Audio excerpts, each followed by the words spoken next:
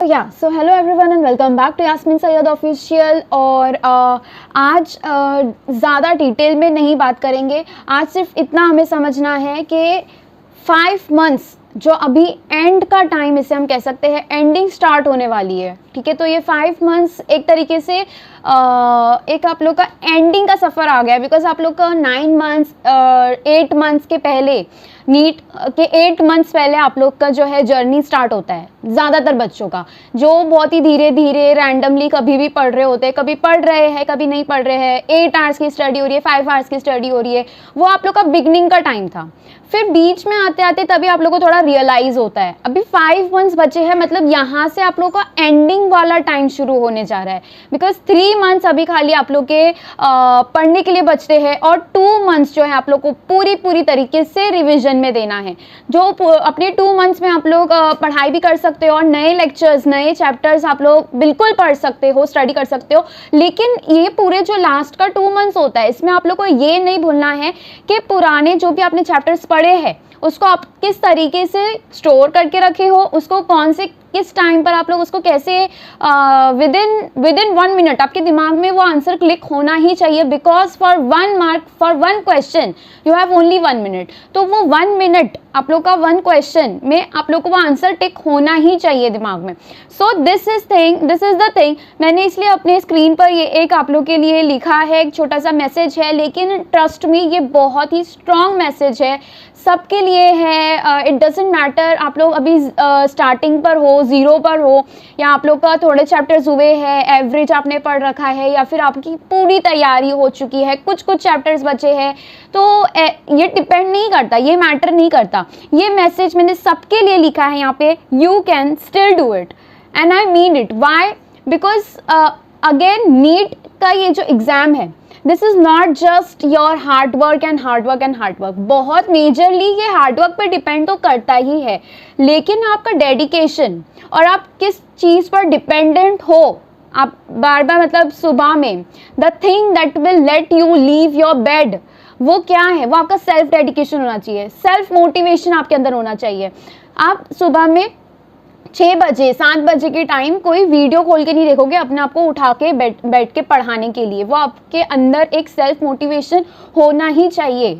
अब अगर ये टाइम पर अगर आप 0 से स्टार्ट कर रहे हो और अगर अभी भी ये प्रॉब्लम, ये दिक्कत आ रही है कि मोटिवेशन नहीं मिल रहा है, देन ट्रस्ट मी आप कोई अच्छे से अच्छी कोचिंग में चले जाओ, आपका नहीं हो पाएगा।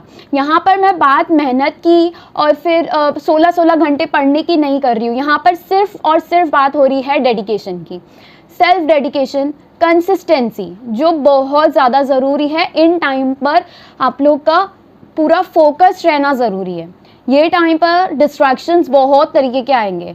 जो चीज़ आप लोग को वेकेशंस में करने का दिल नहीं करेगा, अगर आप आगे अभी आप लोग का एग्जाम होगा तो अब आप लोग को समझ में आएगा कि वेकेशंस में वो चीज़ आप जब खोल के देखोगे जो अभी आप लोग का करने का मन कर रहा है, सपोज कोई ऐप चलाने का मन कर रहा है, कोई सोशल मीडिया पे टाइम पास करने का, स्क्रॉलिंग करने का मन कर रहा है, अगर आप वेकेशन में देखोगे आपका दिल नहीं करेगा, क्योंकि वो टाइम पे आप उस चीज़ को सोच के परेशान हो रहे होंगे कि ये तो मैंने जो टाइम पे पढ़ना था वो टाइम पे मैंने ये किया और मेरे को एग्जाम के दिन ही पता चल गया कि मैंने क्या लिख कर आया है पेपर में, क्या टिक किया है, कैसे आंसर्स टिक किए। तो वो चीज़ आप लोगों को वेकेशंस भी सही से स्पेंड करने नहीं देगी। तो अभी जो भी सेक्रीफाइसेस जितना भी आप कर सकते हो पूरी तरीके से बस लग जाओ, डट जाओ एकदम से। 5 महीने आप लोग के लिए बस ऐसे होने चाहिए कि आप लोग का दिन का शुरुआत बुक में और रात में सोने से पहले आपके बुक के ही दर्शन होने चाहिए। No friends, no distractions, no time pass, no scrolling, no updates. कोई अपडेट्स रखने की ज़रूरत नहीं है। अगर कोई इंपॉर्टेंट मैसेज आता है तो यूट्यूब एक बार खोलोगे आपको वो इंपॉर्टेंट मैसेज मिल जाएगा नीट के रिलेटेड। ठीक है, तो उसके लिए आप लोग को हर दिन स्क्रॉल करने की ज़रूरत नहीं है कि नीट का एग्जाम क्या डिले होगा, क्या आगे जाएगा, क्या सिलेबस होगा, क्या नहीं होगा। बस आपको पढ़ना है। और देखो बहुत सारे लोग अभी तक अपना टाइम वेस्ट कर रहे होंगे कि सिलेबस रिड्यूस हुआ है या नहीं, या सिर्फ इसने रिड्यूस किया है, एनटीए से रिड्यूस हुआ है या नहीं, इतना टाइम वेस्ट कर लिया। अभी न्यूज़ आ गई ना, अभी अनाउंस हो गया है कि एनटीए ने भी रिड्यूस किया है, तो ये न्यूज़ आप लोग तक पहुँचनी ही थी, बिकॉज ये बहुत बड़ा अनाउंसमेंट था। ये कोई ऐसा प्रेडिक्शन वाला न्यूज़ जैसा नहीं था। It was a major announcement जो हर एक प्लेटफॉर्म से आप लोग को एक मैसेज मिल ही जाता है। तो ये चीज़ पे आप लोग का टाइम बर्बाद करना कि अभी क्या अपडेट्स आएंगे, अब क्या होगा आगे, नीट में कैसा पेपर आएगा, कैसा पेपर पैटर्न आएगा, ये सब बिल्कुल ज़रूरी नहीं है। ज़रूरी है आप लोग का, अगर आप सिलेबस देखो, आपका सिलेबस इतना रिड्यूस हो गया है, इसीलिए यही सब जगह कहीं पे भी आप सुनोगे, इवन आपके मेंटर्स, आपके कोचेस जो भी है, सब लोग यही समझा रहे होंगे कि जो सिलेबस आप लोग को मिला है, ठीक है, वो जो रिड्यूस्ड सिलेबस है वो पहले पूरा कंप्लीट करो, ठीक है। तो जो आप लोग का रिड्यूस सिलेबस है उसको पूरा 100% आपको करना ही था, ठीक है। जब तक अनाउंसमेंट नहीं हुई थी, आई गेस ये 22 नवंबर को रिलीज हुआ है ये अनाउंसमेंट, उसके पहले तक तो आप लोग को रिड्यूस सिलेबस पूरा करना ही था।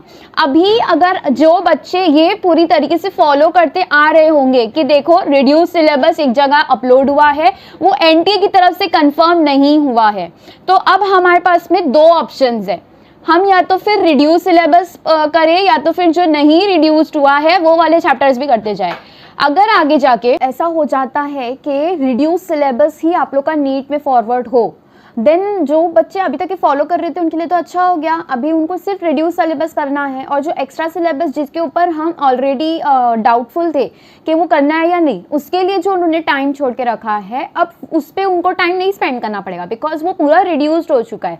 अब वो अपना टाइम कहाँ स्पेंड करेंगे, तो पुराने जो चैप्टर्स किए हुए हैं उसको रिवाइज करेंगे, क्वेश्चंस प्रैक्टिस अच्छे से करेंगे, जहाँ पर उनके कंसेप्ट वीक है उसे और अच्छे से स्ट्रॉन्ग करने की कोशिश करेंगे।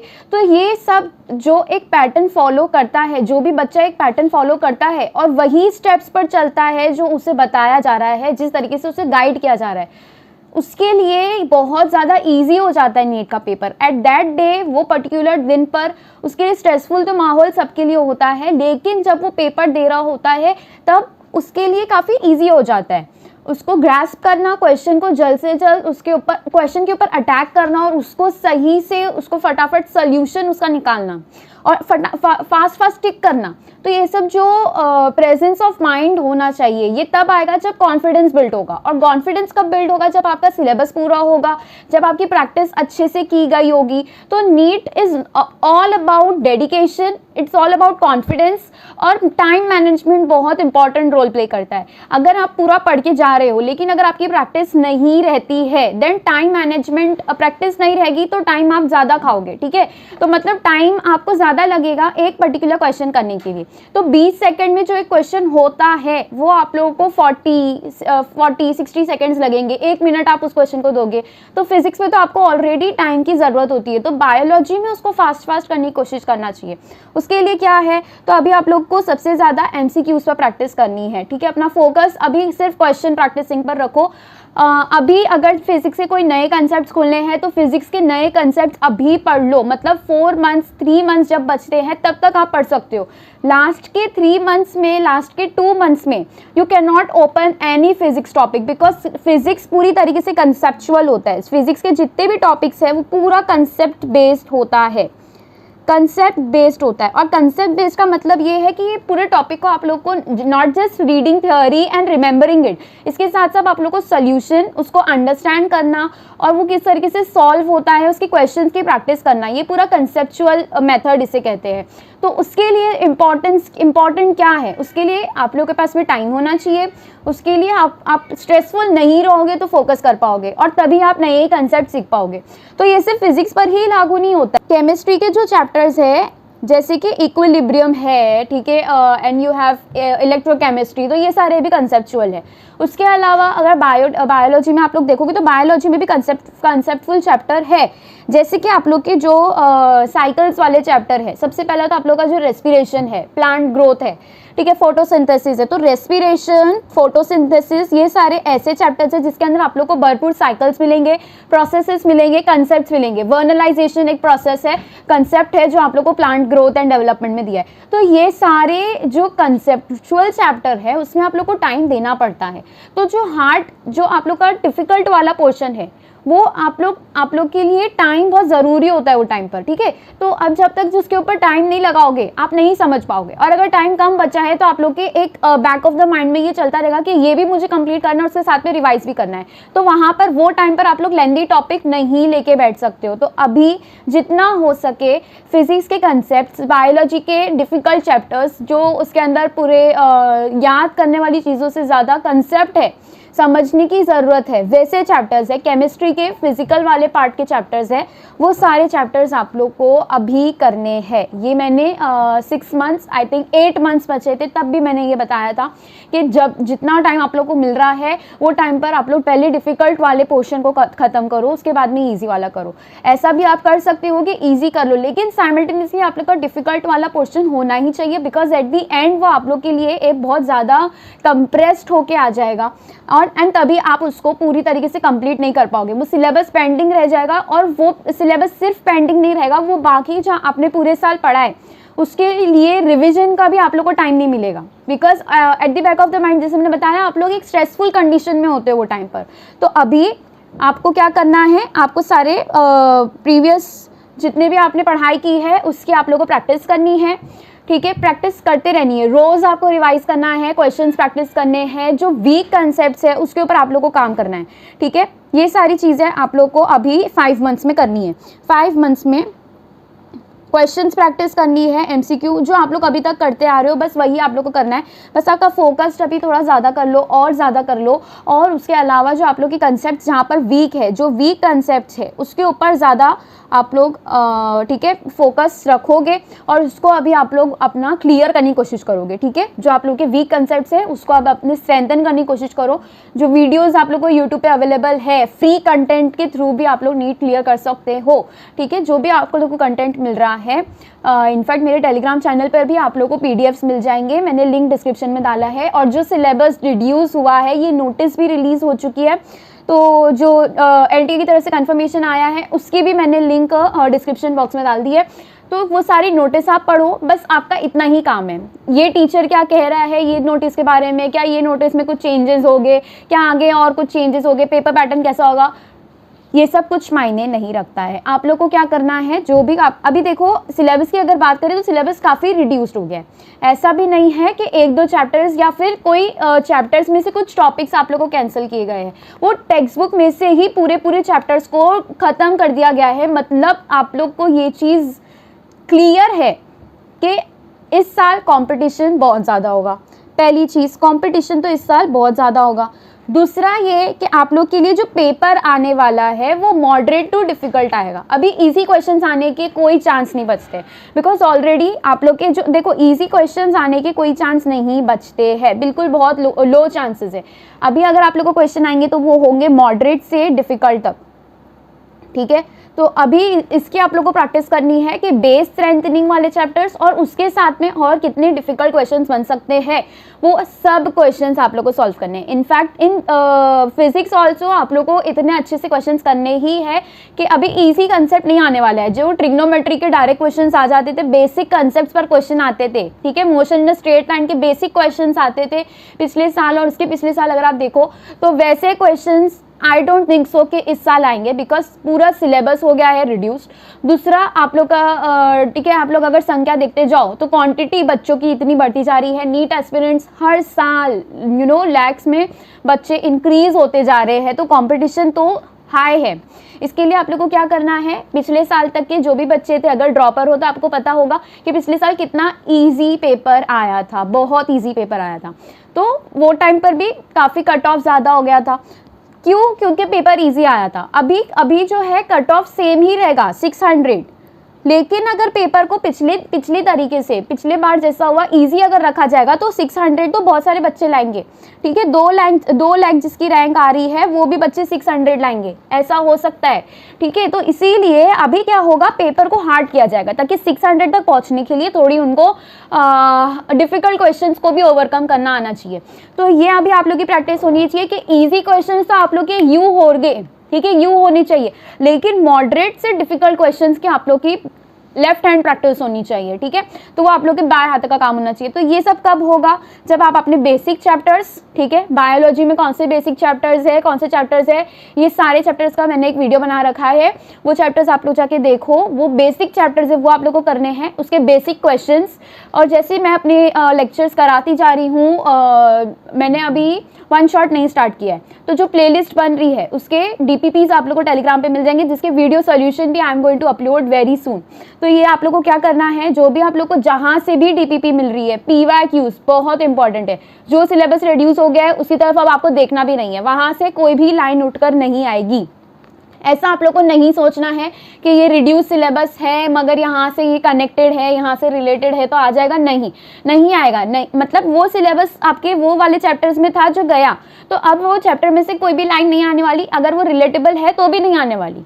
तो उसके लिए आप लोग को टेंशन नहीं लेना है। जो चैप्टर्स आप लोग का फिक्स कर दिया गया है कि ये चैप्टर्स में से तो क्वेश्चन आ सकता है, तो उसमें आप लोग को अभी अपना एडवांसमेंट अटेन करना है। वो कैसे होगा मैंने बताया, एमसीक्यूज रोज आप लोग को सॉल्व करने हैं, एमसीक्यूज रोज सॉल्व करने हैं। जो वीक कंसेप्ट्स है उसके ऊपर आप लोग को ध्यान देना है, ठीक है। और मोस्ट इंपॉर्टेंटली आप लोग को टाइम मैनेजमेंट आना चाहिए। टाइम मैनेजमेंट कैसे आएगा, तो वीकली टेस्ट दो,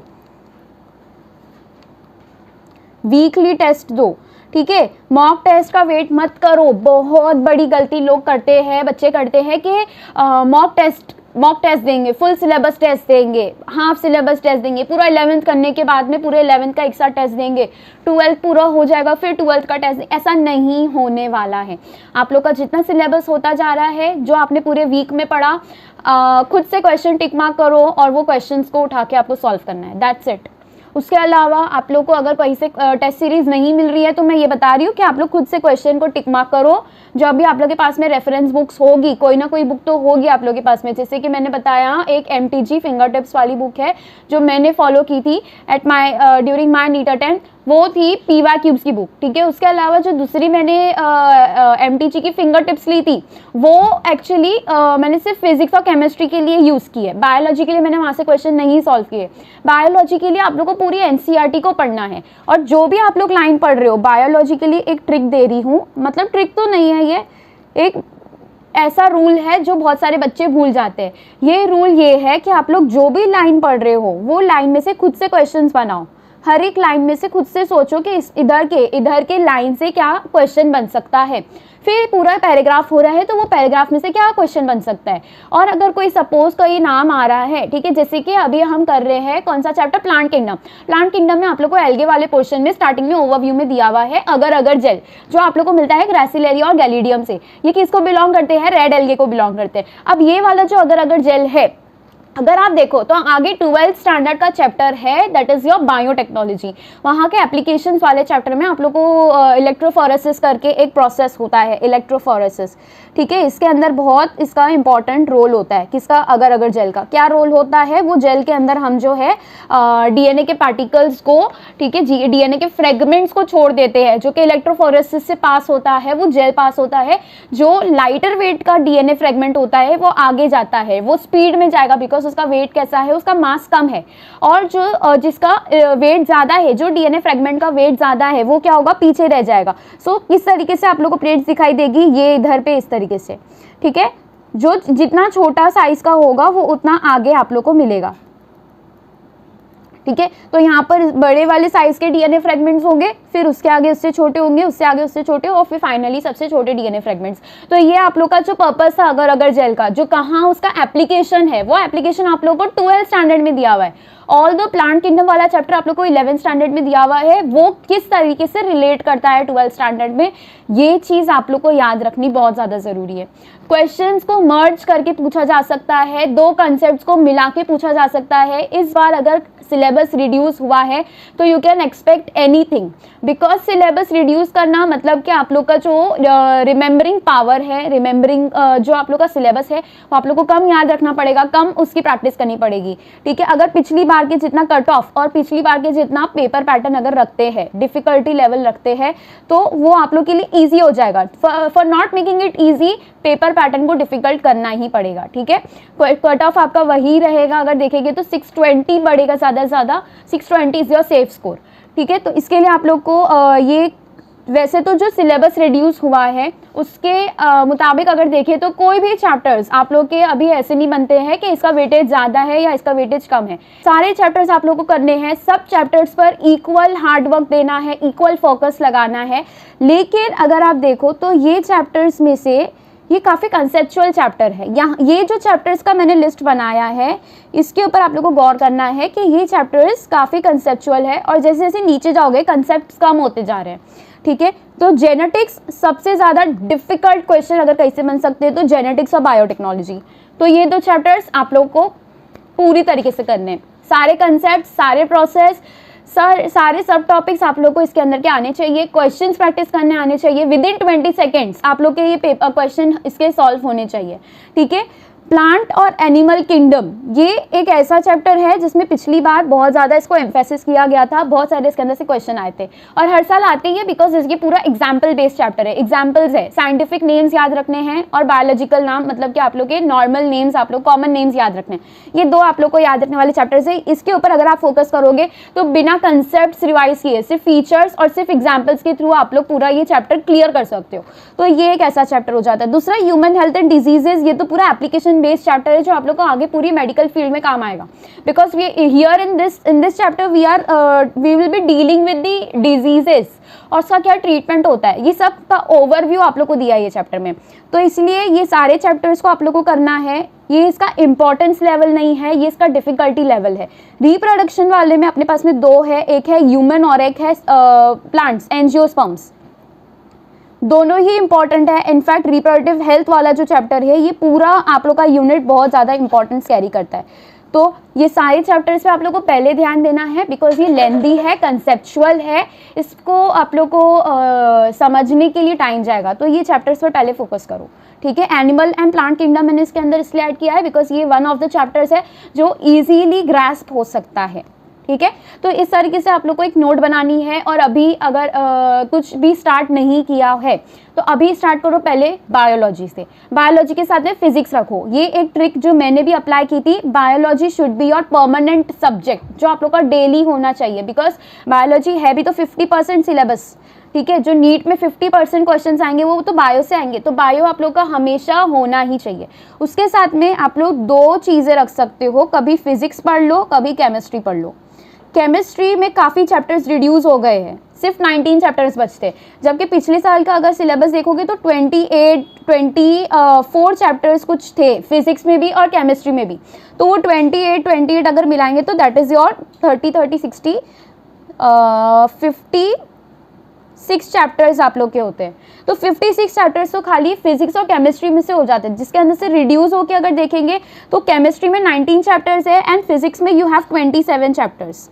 सो यू कैन सी कितना आप लोग का सिलेबस रिड्यूस किया गया है। फिजिक्स में इतना कुछ भी रिड्यूस नहीं हुआ है, लेकिन फिजिक्स में आप लोग का क्वेश्चन वही रहेगा, क्वेश्चन का जो लेवल है उतना ही रहेगा। अगर आप लोग का डिफिकल्ट कहीं किया जाएगा तो वो केमिस्ट्री होगा या तो बायो होगा। बायो सबसे ज़्यादा डिफिकल्ट रहने वाला है, ठीक है। तो बायो पे हर रोज़ बायो की रीडिंग करनी है, रिवीजन करना है, क्वेश्चंस प्रैक्टिस करने हैं। फिजिक्स के easy to moderate, moderate to difficult, इसी तरीके से जाना है। हर एक कंसेप्ट के क्वेश्चंस इसी मेथड में आप लोग को सॉल्व करने हैं। केमिस्ट्री में रिड्यूस हुआ है पोर्शन, अब इसमें आप लोग को ये नहीं होना चाहिए कि एनालिटिकल केमिस्ट्री है, फिजिकल केमिस्ट्री है, ऑर्गेनिक है, इनऑर्गेनिक है, क्या क्या पढ़े। चैप्टर्स बहुत रिड्यूस हो गए हैं। अभी आप लोग को एक ही चीज़ करनी है, बस ये चैप्टर्स पे आप लोग को बस अभी लग जाना है। Because 19 chapters is not very much, it is not a huge syllabus. 19 chapters में कितने सारे चैप्टर्स तो आप लोग के रिड्यूस हो गए। सॉलिड स्टेट, आप लोग का हाइड्रोजन, ये सारे बोरिंग चैप्टर्स थे, राइट। ये सारे चैप्टर्स में आप लोगों को समझ में नहीं आता था, बहुत सारी याद करने की चीज़ें थी, कंसेप्ट्स इतने थे नहीं, तो वो चैप्टर्स को हटा दिया। अब जितने भी यूजफुल चैप्टर है, इलेक्ट्रोकेमिस्ट्री है, केमिकल काइनेटिक्स है, ऑर्गेनिक केमिस्ट्री का वो जो हेलो अल्केन्स है, अमाइंस है, ठीक है, एल्डिहाइड्स है, ये सारा पोर्शन आप लोग का केमिस्ट्री का बहुत इंपॉर्टेंस कैरी करता है, बहुत हाईली वेटेज चैप्टर है। So continue to study. अभी 5 मंथ्स है, आप लोग किस तरीके से डिवाइड करना है, क्या आप लोग का शेड्यूल होना चाहिए, ये सब अभी आप लोग को धीरे धीरे समझ में आ जाएगा, ठीक है। ओके, सो बी प्रिपेयर्ड, पढ़ते रहना है, क्वेश्चंस प्रैक्टिस करना है। Alright, thank you.